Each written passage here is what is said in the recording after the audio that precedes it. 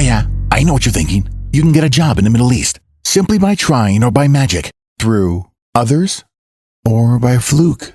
Remember that competition is everywhere. Some here, some there, but bam! Loy Machedo is the best.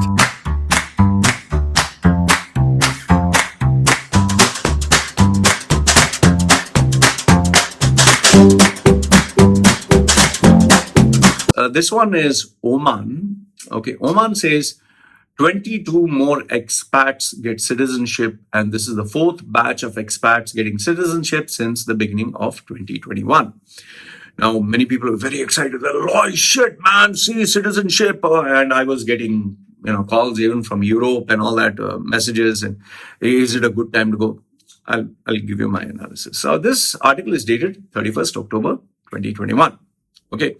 See, I always believe in using a little bit of common sense and thought. Okay. So let's read the article first. What it says here is, as many as 22 veteran expats in Oman have been granted citizenship.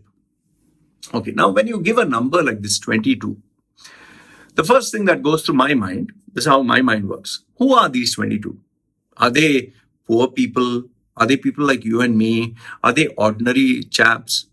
Okay. So that's the first thing which I think about. Are these ordinary people or are they very rich people? Are they very powerful? Like, for example, UAE is giving gold visas like it's giving popcorn, like chocolate, free chocolate, take gold visa. So people are like, oh, yeah, I want also gold visa. So I asked them, what is the profile of the person who is getting? Are these people who cannot afford it? Are they middle class people like you and me? Or are they rich people? Are they powerful people? Are they billionaires? See, for billionaires, they don't give a fuck about visa on arrival, nothing. They have enough and more money. People will even bend over and give their ass to them if that is what they want. That much money and power they have. So by offering a gold visa, that also a place like UAE, which nobody gives, it's not like it's so difficult to enter. If you have money, you can enter any country in the world. Dubai has tax-free, it has beaches, it has a few attractions here and there, but it's not like the eighth wonder of the world. Okay, so, like they gave Giorgio Armani, not Giorgio Armani, they gave this fashion designer, they gave some big celebrities gold visa, they gave Messi. You think these people can't afford a visa? And then Dana White, UFC president, he said, oh, I'm a citizen. No, you're not a fucking citizen, man. You just have money and power. The day you become poor, the day you don't have money, they will throw you the fuck out. That is how these Arab countries work. It's not that Arabs are bad or Muslims are bad. These places are just a business hub. Okay, they're not your friends. So 22 veteran expats they got. Oman's Sultan Haytham bin Tariq on Sunday issued a royal decree granting 22 citizens. Okay, fine. So we don't know who these people are. We don't know if they're rich or poor. We don't know anything about them. But my gut feeling is these are people who are very powerful, who are beneficial to the country. They don't want them to go. Now, before you do get excited and say, Loy, what a massive improvement, man, mind blasting like Russell Peters, let me give you a few stats.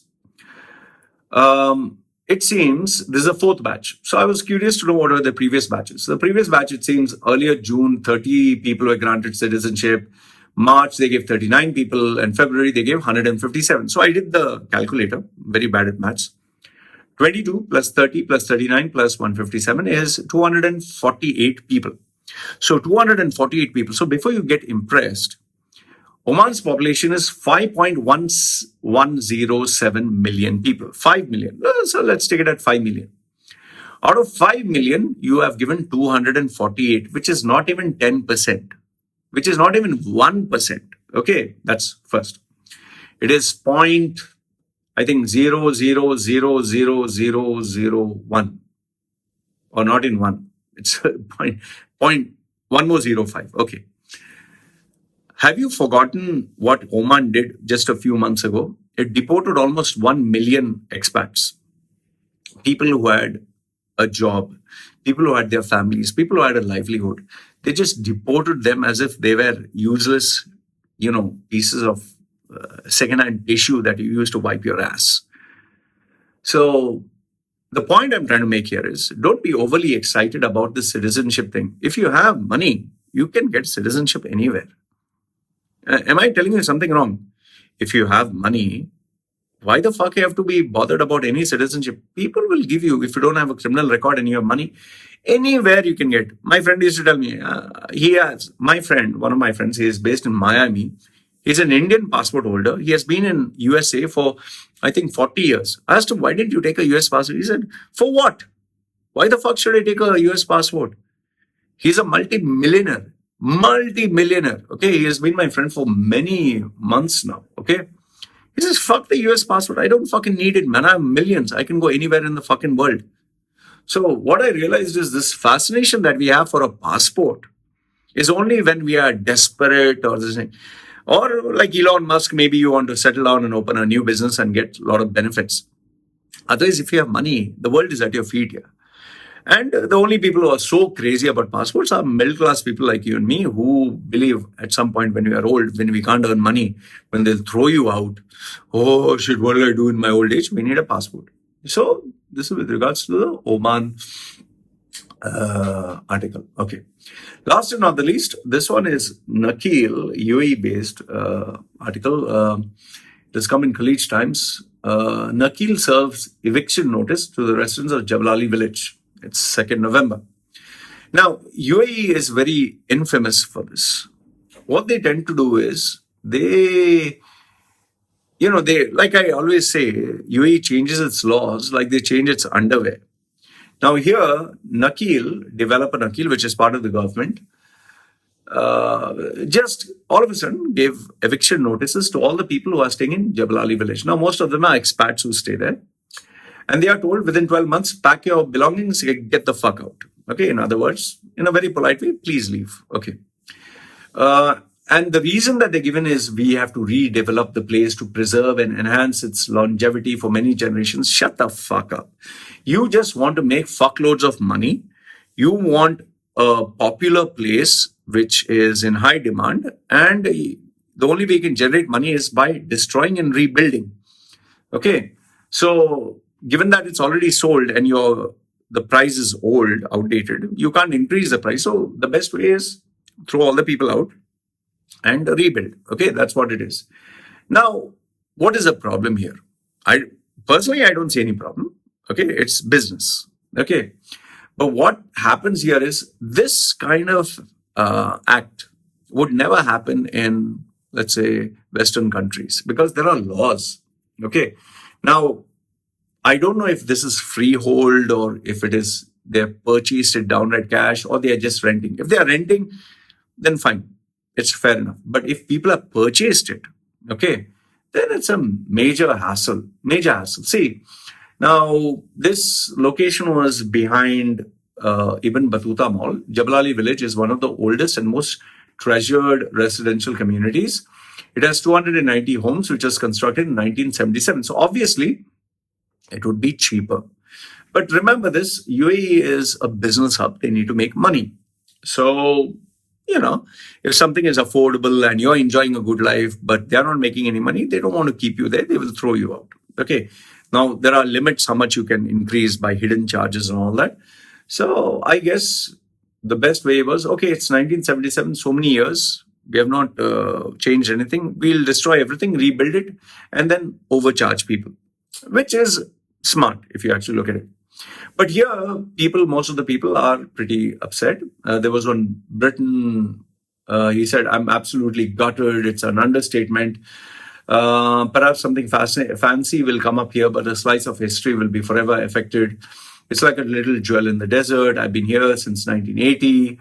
Another one, Aileen from Ireland, said the eviction notice was stuck on a gate Sunday morning, saying we bond like no other. We are like a big family here. So, yes, see, I'll tell you, I understand the emotional attachments because when you stay in a place for very many years, even when I left my studio apartment after 6 years, I felt a part of me was, getting destroyed because especially when you remove the attachments and all that, it is your identity. It's an extension of who you are. It is your home. So that way I can understand. But the sadder fact is for people who like these communities, who like being with other people and all that, for them, they'll be deeply impacted because now where will you get your new friends? Where will you get your new family?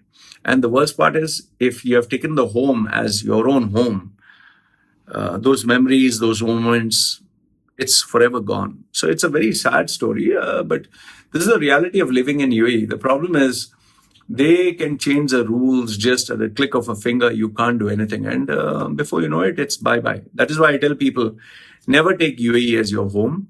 Okay, never take. If you have a lot of money, a lot of power, fine. Okay, then you'll have friends and all that. But if you don't have the money, you don't have the power, then UAE is not the place for you, my friend. And like they give you the citizenship and all that. That is only if you're beneficial to them. It's like having a prostitute as your girlfriend. She'll tell you, I love you, I'll do anything, I'll bend over, I'll sucky, fucky, all that. But the day you tell her, I have no money, now I'm broke, she'll tell you, fuck off. And she'll get a new boyfriend. That's as far as UAE's relationship with the expats go. And even Oman and all that. As long as you're beneficial to them, they'll keep you. You're a burden to them, they'll throw you back to your own home country. Anyway, let me know your thoughts in the comment section below. This is me signing off. You guys take care. Ciao.